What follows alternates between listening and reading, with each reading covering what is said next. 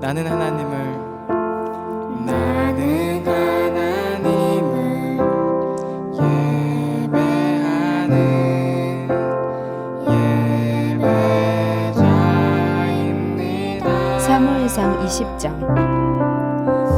내가 서 있는 곳 어디서나 하나님을 예배합니다.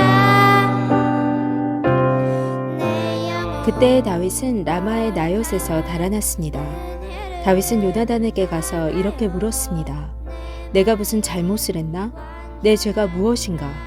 내가 자네 아버지에게 무슨 잘못을 저질렀기에 자네 아버지가 나를 죽이려고 하는가? 요나단이 대답하였습니다.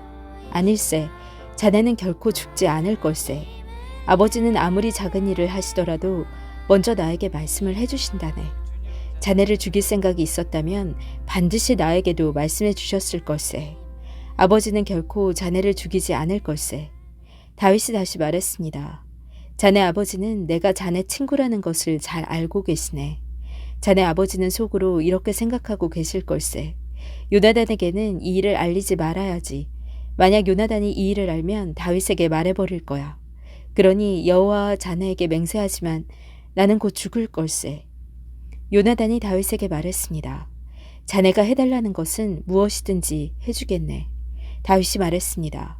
이보게, 내일은 초하루 축제일일세. 나는 왕과 함께 식사를 하게 되어 있네.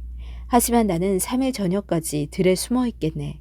자네 아버지가 내가 없어졌다는 것을 눈치채시면 이렇게 말해주게나.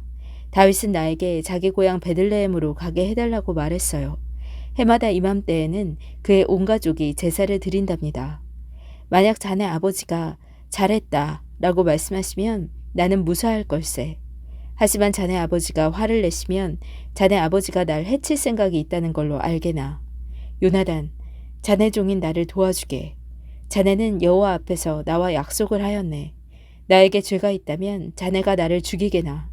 자네 아버지에게 넘겨줄 필요가 없지 않겠나. 요나단이 대답했습니다. 아닐세, 결코 그럴 수 없네. 아버지가 만약 자네를 해칠 생각을 갖고 있다는 것을 알게 되면 반드시 자네에게 알려주겠네. 다윗이 물었습니다. 자네 아버지가 자네에게 엄하게 대답하면 누가 나에게 알려줄 수 있겠나? 요나단이 말했습니다. 들로 나가세. 그래서 요나단은 다윗과 함께 들로 나갔습니다.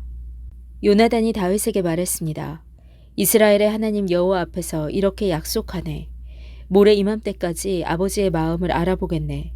만약 아버지가 자네에게 나쁜 마음을 품고 계시지 않다면 자네에게 그 소식을 알려주겠네. 하지만 만약 아버지가 자네를 해칠 마음을 품고 계시다면 그 사실도 자네에게 알려주겠네.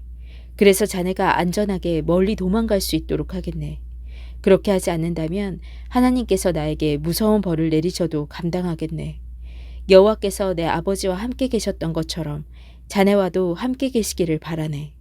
내가 살아있는 동안 나에게 여호와의 사랑을 베풀어 주게나.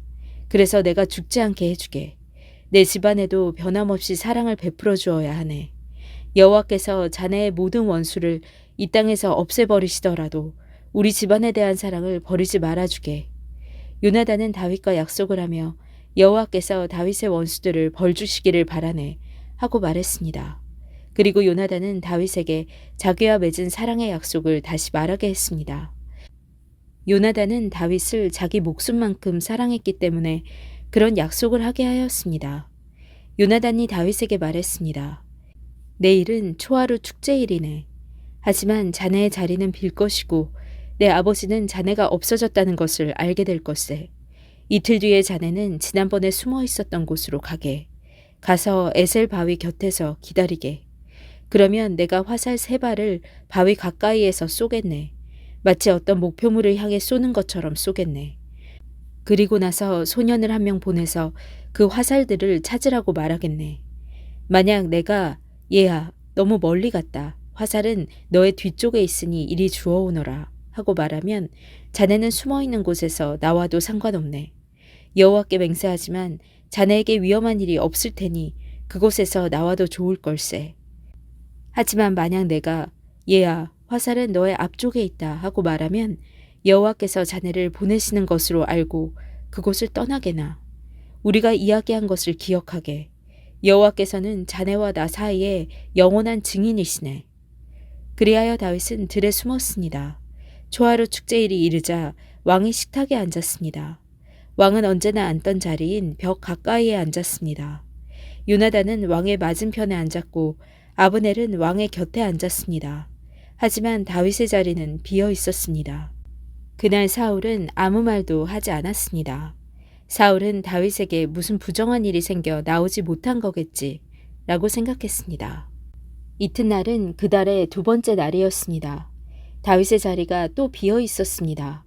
이번에는 사울이 요나단에게 물었습니다. 이새의 아들은 왜 이 식탁에 어제도 오지 않고 오늘도 오지 않는 거냐? 요나단이 대답하였습니다. 다윗이 나에게 베들레헴으로 가게 해달라고 부탁했습니다. 다윗은 우리 가족이 마을에서 제사를 드리니 가게 해주게. 형이 나를 오라고 했네. 자네가 내 친구라면 내 형들을 만나게 해주게 하고 말했습니다. 그래서 다윗은 왕의 식탁에 나오지 못했습니다. 그러자 사울은 요나단에게 화를 내며 말했습니다. 이 바보 같은 놈아. 그래, 난 네가 이새의 아들 다윗의 편인 줄 알고 있었다. 너는 너뿐만 아니라 너를 낳아준 너의 어미도 수치스럽게 만들고 있다. 이새의 아들이 살아있는 한 너는 절대로 왕이 될 수 없고 나라를 가질 수도 없다. 그러니 이제 사람들을 보내어 다윗을 끌고 오너라. 다윗을 반드시 죽여야 한다. 요나단이 자기 아버지에게 물었습니다. 다윗이 왜 죽어야 합니까? 다윗이 대체 무슨 잘못을 했습니까? 그러자 사울이 자기 창을 요나단에게 던져 요나단을 죽이려 했습니다. 요나단은 자기 아버지가 다윗을 정말로 죽이려 한다는 것을 알았습니다. 요나단은 크게 화를 내며 식탁을 떠났습니다. 요나단은 아무것도 먹지 않았습니다. 그날은 그 달의 이틀째였습니다. 요나단은 다윗을 죽이려는 자기 아버지의 모습을 보고 마음이 상했습니다. 이튿날 아침에 요나단은 전에 약속했던 것처럼 다윗을 만나기 위해 들로 나갔습니다. 요나단은 어린아이를 데리고 갔습니다. 요나단은 아이에게 달려가서 내가 쏘는 화살을 찾아오너라 하고 말했습니다. 아이가 달려가자 요나단은 아이의 앞으로 화살을 쏘았습니다. 아이는 화살이 떨어진 곳으로 달려갔습니다. 요나단은 이 아이 뒤에서 외쳤습니다. 화살이 너의 앞쪽에 있지 않느냐. 요나단이 또 외쳤습니다. 서둘러서 빨리 뛰어가거라. 머뭇거리면 안 된다. 아이는 화살을 주어 자기 주인에게 가지고 돌아왔습니다.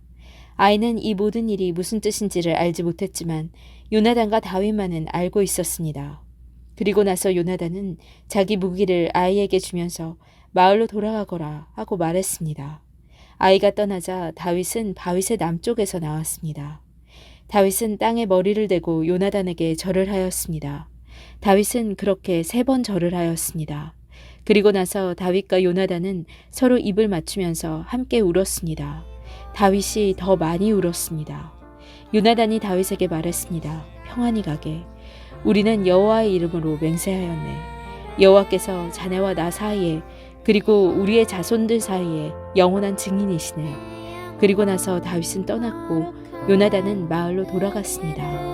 아멘.